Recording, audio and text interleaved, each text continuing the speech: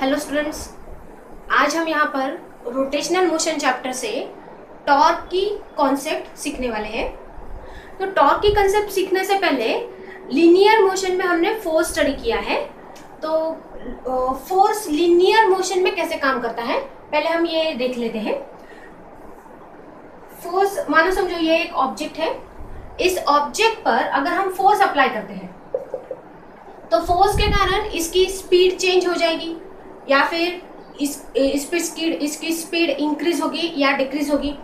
मतलब क्या होता है कि लीनियर मोशन में जब हम किसी भी ऑब्जेक्ट पर फोर्स अप्लाई करते हैं तो वो फोर्स उस ऑब्जेक्ट की स्टेट ऑफ मोशन चेंज करता है। So this is the role of force in linear motion, in translatory motion, है ना। तो force can increase the speed, force can decrease the speed, force can bring the object from rest to motion and from motion to rest। तो जैसे यहाँ पर linear motion में force काम करता है वैसे ही torque rotational motion में काम करता है। मतलब ऑब्जेक्ट को अगर मुझे स्ट्रेट लाइन पाथ में मूव करना है तो मुझे फोर्स उस पर अप्लाई करना पड़ेगा, बट वैसे ही अगर मुझे ऑब्जेक्ट को रोटेट करना है तो I have to apply the torque, है ना।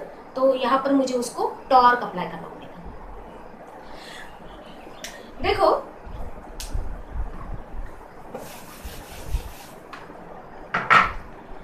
अब टॉर्क समझने के लिए हम फोर्स कैसे अप्लाई करते हैं पहले वो समझ लेते हैं।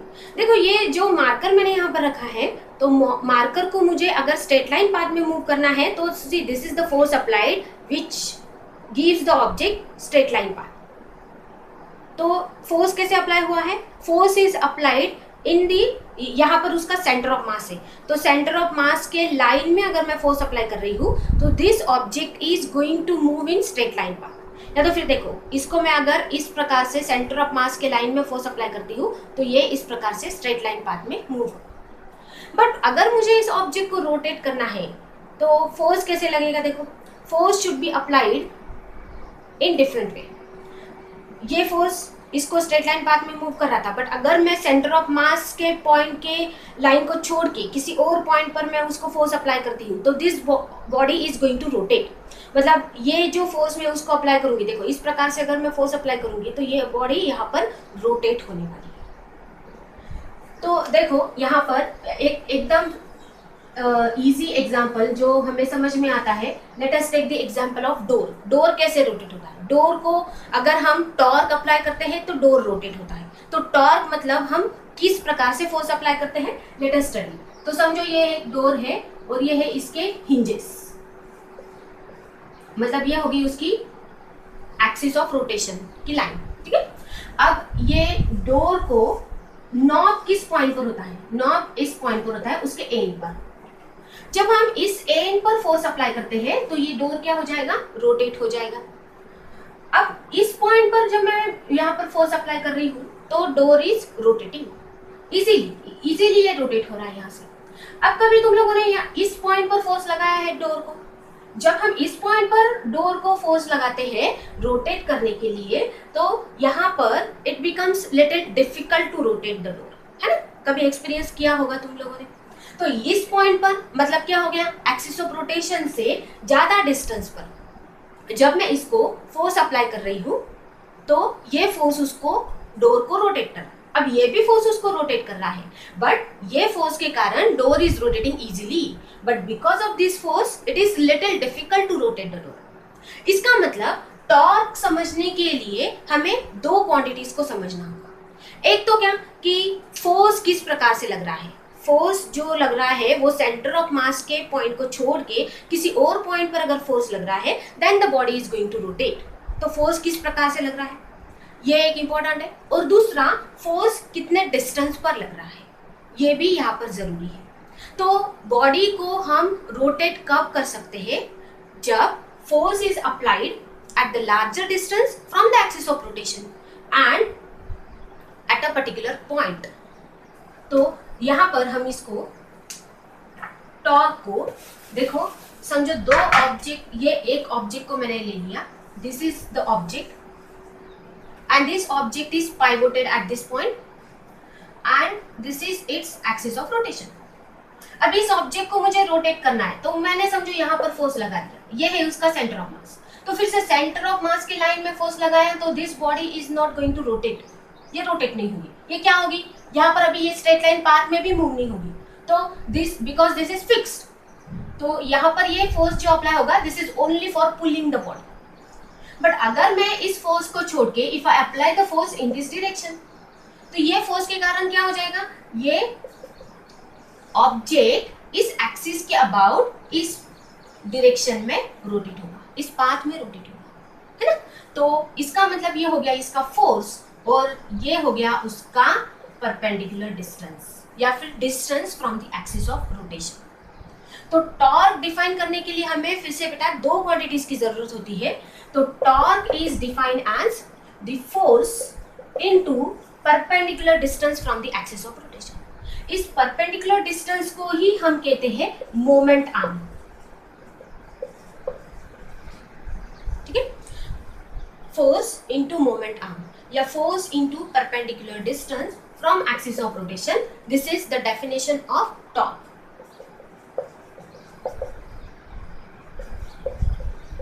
Force into perpendicular distance from axis of rotation। अब देखो मैं अगर यहां पर फोर्स लगाऊं, इस पॉइंट पर फोर्स लगाऊं ऐसे, तो थोड़ा सा इस बॉडी को रोटेट करने में डिफिकल्ट जाएगा, है ना। तो इसका मतलब जितना ज्यादा डिस्टेंस पर फोर्स एक्ट हो रहा है परपेंडिकुलर डिस्टेंस पर, उतना वो ऑब्जेक्ट को it will be easy to rotate। अब मानो फोर्स इस बॉडी पर if I apply the force in different way, ये है उसका एक्सिस ऑफ रोटेशन एंड मानो ये है इसका फोर्स अप्लाई। अब ये फोर्स अप्लाइड से ऑब्जेक्ट कैसे रोटेट होगा देखो। अब when this force is making some angle theta with the moment arm, moment arm के साथ ये कुछ एंगल परफॉर्म कर रहा है, कुछ एंगल डिफाइन कर रहा है, तो ये फोर्स को I have to resolve into two component. तो this is its component F cos theta and this is the another component that is F sine theta. तो देखो फिर से ये F cos theta is in the line of centre of mass, that is why this is not going to rotate the body. But if we talk about this F sine theta, तो ये F sine theta इस body को rotate करेगा। इसका मतलब यहाँ पर अभी टॉर्क का फॉर्मूला क्या आ गया, torque is equal to R force into perpendicular distance. तो फोर्स कौन सा रिस्पॉन्सिबल है यहाँ पर इसको रोटेट करने के लिए, एफ साइन थीटा। तो हम क्या लेंगे, F sine theta into perpendicular distance R. तो इसलिए टॉर्क का फॉर्मूला बन गया आर एफ साइन थीटा। अब ये formula similar to which formula, आप लोगों को वेक्टर की कॉन्सेप्ट याद होगी, vector C is equal to vector A cross vector B, मतलब दो वेक्टर्स का क्रॉस प्रोडक्ट क्या होता है, वेक्टर ही होता है। अब इसकी मैग्नीट्यूड निकालने का फॉर्मूला क्या होता है, ए बी साइन थीटा, मतलब magnitude of C vector is A B sine theta. तो इस फॉर्मूले को हम इस फॉर्मूले के साथ कंपेयर कर सकते हैं। तो यहाँ पर देखो A B sine theta is the cross product of vector A and B, तो वहां ये वैसे ही यहाँ पर R F sine theta is the cross product of vector R cross F. तो ये हो गई C is a vector quantity, वैसे ही torque is vector quantity. Torque भी कैसे होती है बेटा, वेक्टर क्वांटिटी होती है, क्योंकि जब हम किसी भी बॉडी को रोटेट करते हैं तो उसको डायरेक्शन होती है, तो इसीलिए टॉर्क आल्सो हैज डायरेक्शन। तो अगर ये torque is a vector quantity, तो टॉर्क का वेक्टर फॉर्मूला हो गया vector R cross F, okay, and tau is equal to R F sine theta, this is the magnitude. Torque का formula R cross F और उसकी magnitude का formula R F sine theta. तो इसके लिए torque, अब टॉर्क की direction कैसी होगी, because torque is a vector quantity, so we have to find its direction also. तो let us consider a body is rotating in anti-clockwise sense। अब जब हम किसी भी बॉडी को रोटेट करते हैं तो whether it is either going to rotate in anti-clockwise direction or it is going to rotate in clockwise direction। तो anti-clockwise direction में अगर बॉडी रोटेट कर रही है So here to find the direction of torque we have to apply right hand thumb rule, या फिर इसको screw rule भी हम कहते हैं. So curl the fingers in the direction of rotation and the thumb represents the direction of torque. तो यहाँ पर देखो when body is rotating in anti-clockwise direction, thumb की direction कहाँ पर आ रही है? Outside the plane of paper, perpendicular outside to the plane of paper. So this is the direction of torque, outside. Okay. When the body is rotating in anti-clockwise direction, that is anti-clockwise rotation. Anti-clockwise rotation होगा तो torque की direction outside perpendicular to the plane of paper, और जब when it is rotating in clockwise direction तो उसके उल्टा. तो this is clockwise rotation. So curl the fingers in clockwise direction and thumb represents the direction of torque. तो torque की direction कहाँ पर है बेटा? It is inward perpendicular to the plane of paper, inside perpendicular to the plane of paper. तो ये हो गया for the clockwise rotation. Clockwise rotation of the body, direction of torque, anti-clockwise rotation of the body, direction of torque. ठीक है, इस प्रकार से हम torque की direction find कर सकते हैं. अब torque को हम टू कोऑर्डिनेट सिस्टम में टॉर्क कैसे एक्ट होगा, लेट अस स्टडी दैट. समझो, this is XY coordinate system, this is origin and any point P is lying in this plane. So this is the perpendicular, this is the radius vector of point P. It is denoted by vector R and the force is applied in this way. Force इस प्रकार से इस पर act हो गया.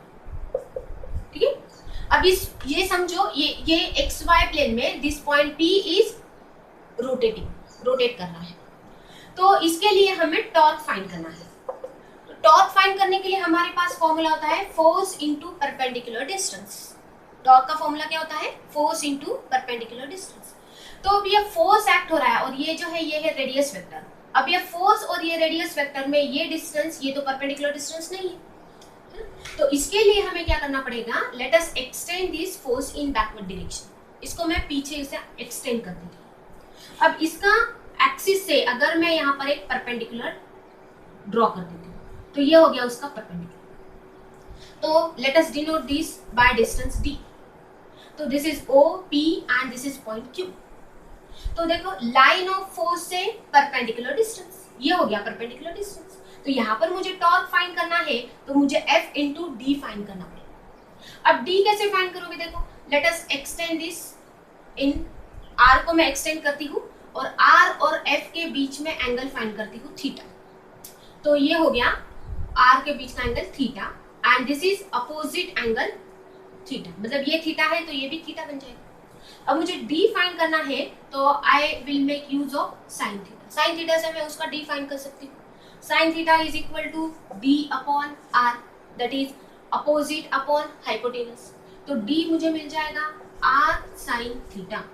तो इसलिए मैं यहाँ पर D को रिप्लेस कर देती हूँ तो बन जाएगा F into R sine theta. So this way we can find out in two coordinate system. ये अगर फोर्स इस पॉइंट पर एक्ट हो रहा है तो ओरिजिन से उस फोर्स की लाइन पर एक परपेंडिकुलर ड्रॉ करना. So that then you will get the perpendicular distance from the axis of rotation. Force के साथ एक्सिस ऑफ रोटेशन से परपेंडिकुलर डिस्टेंस फाइंड करना तो हमें मिल जाता है टॉर्क. तो to rotate the body in two coordinate system, to rotate this particle in two coordinate system, the formula is tau is equal to FR sin theta. Okay, let us stop here. Thank you.